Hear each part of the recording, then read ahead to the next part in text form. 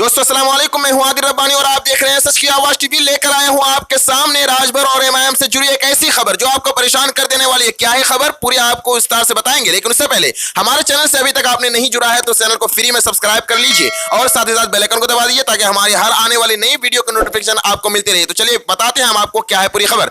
दोस्तों आपको बता दें कि उत्तर प्रदेश असेंबली इलेक्शन के पेश नजर एआईएमआईएम सरबराह असदुद्दीन अवैसी ने एसबीएसपी यानी सोहेल दियो भारतीय समाज पार्टी के सरबराह ओम प्रकाश राजभर के साथ मिलकर कुछ छोटी छोटी पार्टियों पर मुश्तमिल एक महाज तैयार किया था, लेकिन अब यह इत्तेहाद टूटता हुआ नजर आ रहा है। यूपी में एनडीए का हिस्सा रह चुके राजभर ने अवैसी के साथ दोस्ती का हाथ जरूर मिलाया था, लेकिन अब एक बार फिर उनका रुझान बीजेपी की तरफ होता नजर आ रहा है। दोस्तों जी हां, दरअसल आज सुबह ही ओम प्रकाश राजभर ने उत्तर प्रदेश में बीजेपी सदर सवंतर दियो सिंह से मीटिंग की, जिसके बाद सियासी गलियारों में हलचल शुरू हो गई थी। जब मीडिया के अफराद राजभर से यह जानने को पहुंचे कि कहीं वो बीजेपी के साथ इत्तेहाद तो नहीं कर रहे हैं, तो उन्होंने वाज़ेह लफ्जों में कह दिया कि सवंतर दियो सिंह के साथ इखलाकी मुलाकात हुई है और बीजेपी के साथ इत्तेहाद का कोई सवाल पैदा नहीं होता। उन्होंने तो दोस्तों यहां तक कह दिया कि यूपी में बीजेपी को मैं ही नेस्तनाबूद करूंगा,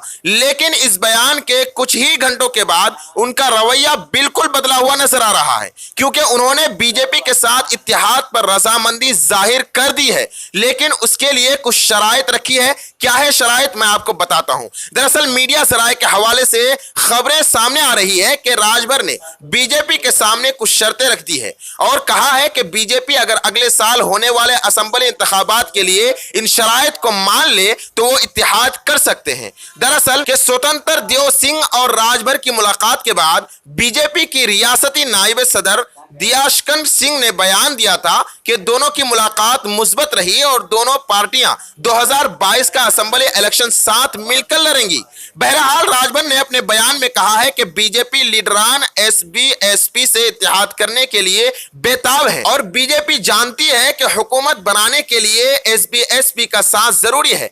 राजभर ने साथ ही अपने शराइत के बारे में तफसील बताते हुए कहा है दोस्तों कि बीजेपी अगर पसमानदा तबका की जात पर मबनी मर्दमशुमारी कराने यानी समाजी इंसाफ कमेटी की रिपोर्ट को नाफिज करने, खवातीन के लिए 33% रिपोजिशन देने, यकसा लाजमी मुफ्त तालीम, घरेलू बिजली का बिल माफी व पसमानदा तबका का वजीर आला बनाने की शर्त मानने का ऐलान कर दे तो हम बीजेपी से इत्तेहाद कायम करने पर गौर करेंगे। ये राजभर ने बीजेपी के सामने शराइत रखी है। दोस्तों अगर राजभर की इन शराइत को बीजेपी मान लेते हैं तो राजभर अब बीजेपी में शामिल हो जाएंगे, लेकिन राजभर के बीजेपी में शामिल होने से क्या असर पड़ सकता है एमआईएम को। एमआईएम के प्रदेश अध्यक्ष शौकत अली ने साफ अल्फाजों में कहा है कि राजभर अगर बीजेपी के साथ गठबंधन करती है यानी राजभर अगर बीजेपी के साथ मिल जाती है तो हम कभी भी राजभर का साथ नहीं देंगे, यानी बीजेपी को हराना ही हमारा मकसद है,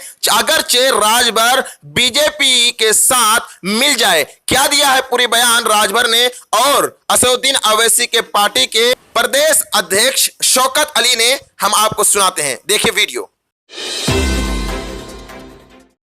राजभर जी ने जो बयान दिया है कि भागीदारी संकल्प मोर्चा अगर बीजेपी के साथ जाएगा तो एमआईएम पार्टी और असदुद्दीन ओवैसी साहब, तो ऐसा नहीं है।